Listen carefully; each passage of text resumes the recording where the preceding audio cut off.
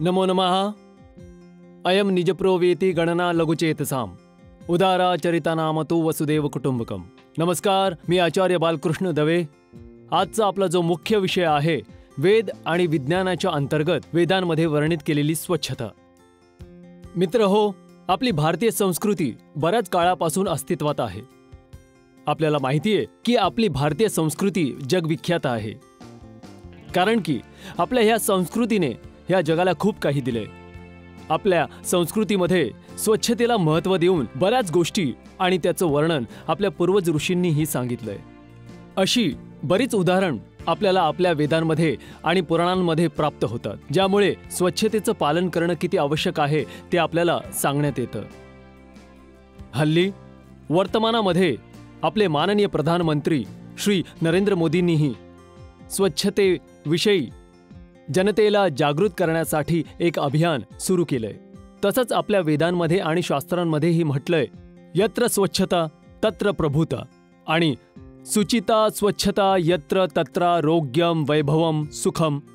म्हणजेच जेथे स्वच्छता आहे तेथेच प्रभुता आहे, येथेच देवाचा वास आहे। जेथे स्वच्छता आहे, जेथे सव्यता आहे, तेथे आरोग्य आणि वैभवाचं सुख आपल्याला प्राप्त होतं। सनातन संस्कृतीमध्ये आणि अधिक रामायणामध्ये सबरीच्या कथेच्या माध्यमाने स्वच्छतेचा एक सर्वश्रेष्ठ संदेश आपल्याला प्राप्त होतो। तर काय म्हणता? तर चला ह्या विषयावर थोडी चर्चा करूयात। अतिशय प्रसिद्ध कथा आहे। भगवती सबरीचा जन्म भील जातीमध्ये झाला होता। जन्मधारण झाल्यानंतरही तिने देवाला कसं प्राप्त केलं तसं पाहिल्यास भगवती सबरीचा एका छोट्याशा किष्किंधामधील एक पंपा सरोवर जवळ ऋषिम पर्वतावर मतंग ऋषींच्या आश्रमामध्ये तिचा निवास होता। सबरी तेथे दररोज ऋषी मुनींच्या सेवेमध्ये मग्न असायची।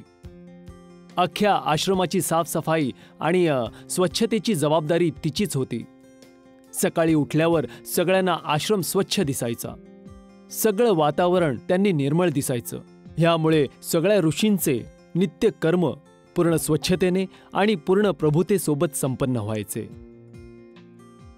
एके वेळी मतंग ऋषीने त्यांच्या एका शिष्याला रात्री पहारा द्यायला सांगितले। सगळे झोपले। अर्धी रात्र झाल्यानंतर ब्रह्ममुहूर्तामध्ये 4 वाजता सबरी आल्या आणि आश्रम स्वच्छ करणे सुरू केले। कुणीतरी त्यांना बघतंय त्याची त्यांना जाणीव नव्हती। आणि जेव्हा त्या गेल्यानंतर सगळे जागे झाले, नित्यकर्म केल्यानंतर, तेव्हा शिष्याने झालेला पूर्ण प्रकार त्याचे गुरु मतंग ऋषीला सांगितलं।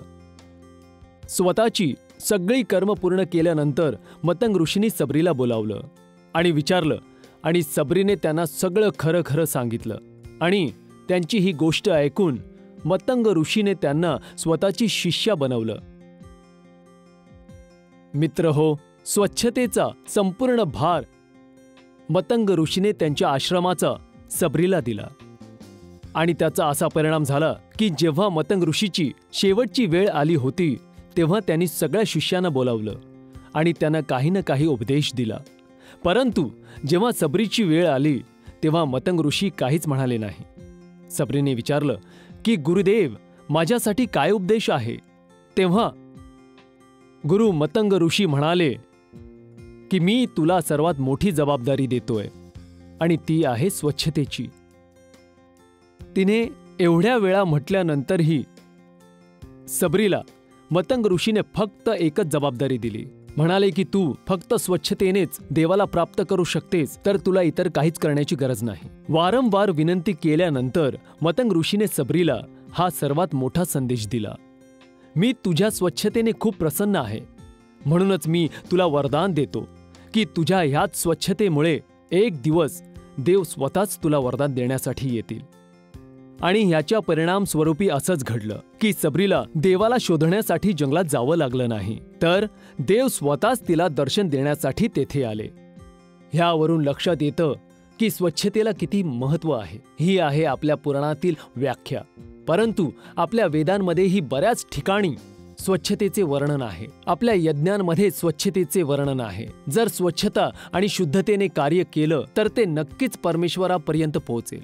ह्यानेच हे सिद्ध होते की आपल्या वेदांमध्ये, आपल्या पुराणांमध्ये, अनेक उपनिषदाच्या ग्रंथामध्ये सर्वात आधी जर कोणत्या गोष्टीची चर्चा केली आहे तर ती स्वच्छतेचीच आहे. आपण लहान पूजा करत असो किंवा एक मोठा यज्ञ करत असो तेव्हा सर्वात आधी आत्मशुद्धी, मनशुद्धी, शरीर शुद्धी करणे महत्त्वाचं असतं. का? कारण जोवर आपलं शरीर शुद्ध होणार नाही, जोवर आपली आत्मा शुद्ध होणार नाही, तोवर आपल्याला कोणत्याच कार्याचा अधिकार प्राप्त होणार नाही. अंतरशुद्धी असो वा बाह्य शुद्धी असो, आपल्याला हे माहितीच आहे की आंतरिक शुद्धीमध्येही स्वच्छतेचं महत्त्व आहे, बाह्य शुद्धीमध्येही स्वच्छतेचं महत्त्व आहे. आपण शरीराची जेवढी स्वच्छता ठेवू, जेवढी देशाची स्वच्छता ठेवू, जेवढी समाजाची स्वच्छता ठेवू, तेवढाच महत्त्वपूर्ण संदेश आपण आपल्या समाजाला देऊ शकतो. तर चला, आपण सर्व स्वच्छतेचा हा संकल्प करूया की आपलं शरीर असो, देश असो, समाज असो, सगळीकडे आपण स्वच्छता ठेवू. आणि हाच आपल्या वेदांचा संदेश आहे, हाच आपल्या पुराणांचा संदेश आहे. खूप खूप धन्यवाद.